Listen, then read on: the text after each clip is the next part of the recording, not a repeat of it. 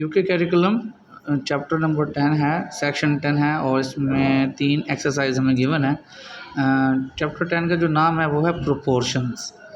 इसमें हम प्रोपोर्शंस को स्टडी करेंगे और 10.1 जो है इसका जो नाम है वो है आपका डायरेक्ट प्रोपोर्शंस और 10.2 इन्वर्स प्रोपोर्शन और 10.3 में आपके क्वेश्चन होंगे मिक्स्ड प्रोपोर्शन, यानी कि उसमें डायरेक्ट और इन्वर्स दोनों को इंक्लूड किया गया होगा।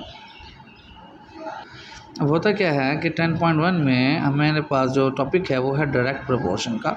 इसके पहले आपको डेफिनेशन थोड़ी बताते हैं कि when increase in any value, जब किसी एक वैल्यू में इंक्रीज होगा, एक वैल्यू बढ़ेगी and affects the same increase in other value, और उस वजह से दूसरी वैल्यू में भी इंक्रीज़ हो, यानी कि एक वैल्यू बढ़ रही है तो दूसरी वैल्यू भी उसी हिसाब से बढ़े, तो उसको डायरेक्ट प्रोपोर्शन कहते हैं। या डिक्रीज़ इन एनी वैल्यू, अगर कोई वैल्यू डिक्रीज़ हो रही है, कम हो रही है, causes decrease in second value, तो उसी वैल्यू की वजह से उसी रेशो के हिसाब से सेकंड वैल्यू भी डिक्रीज़ हो विद सेम रेशो, यानी कि वही सेम रेशो हो, तो इस कॉल्ड डायरेक्ट प्रोपोर्शन, तब भी वो डायरेक्ट प्रोपोर्शन कहलाता है। आपको इन एरोज से मज़ीद थोड़ा समझाता हूँ कि देखें, अगर एक वैल्यू बढ़ रही है और दूसरी भी उसी हिसाब से बढ़ रही है, तो यह डायरेक्ट प्रोपोर्शन होगा। अगर एक वैल्यू कम हो रही है और दूसरी वैल्यू भी उसी हिसाब से कम हो रही है, तो भी यह डायरेक्ट प्रोपोर्शन होगा। अक्सर बच्चे यहाँ पे कंफ्यूज हो जाते हैं, तो इसको तो डायरेक्ट प्रोपोर्शन मान लेते हैं और इसको वो इन्वर्स प्रोपोर्शन समझ लेते हैं, जबकि ये भी डायरेक्ट प्रोपोर्शन ही होता है।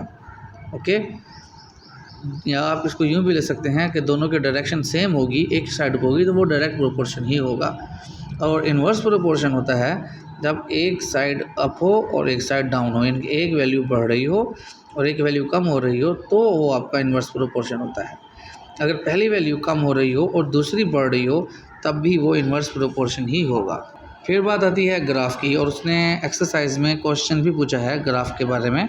तो ग्राफ ऑफ डायरेक्टली प्रोपोर्शन जो होगा is always a straight line.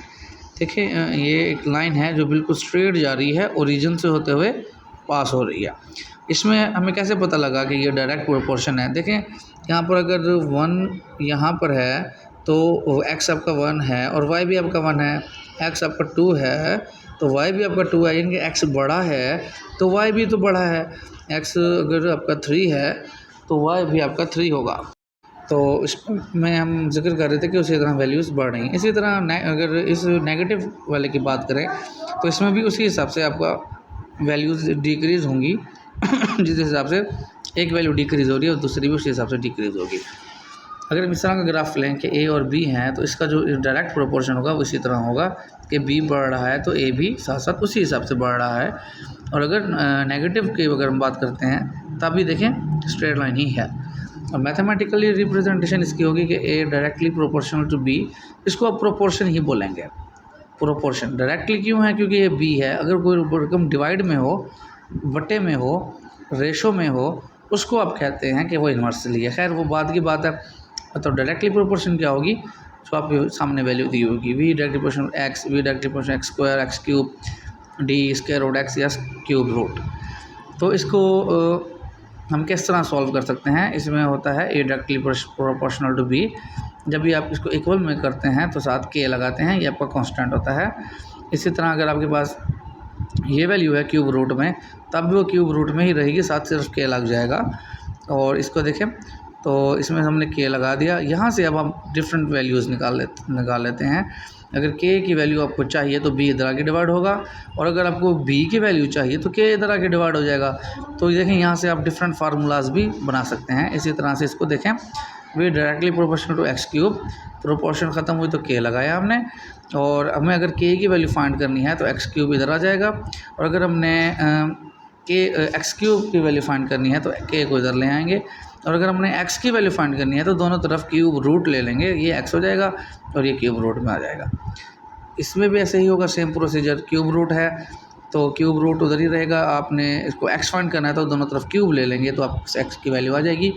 इस तरह हम किसी भी इक्वेशंस में कोई भी वैल्यू अपनी मर्ज़ी की फाइंड आउट कर सकेंगे।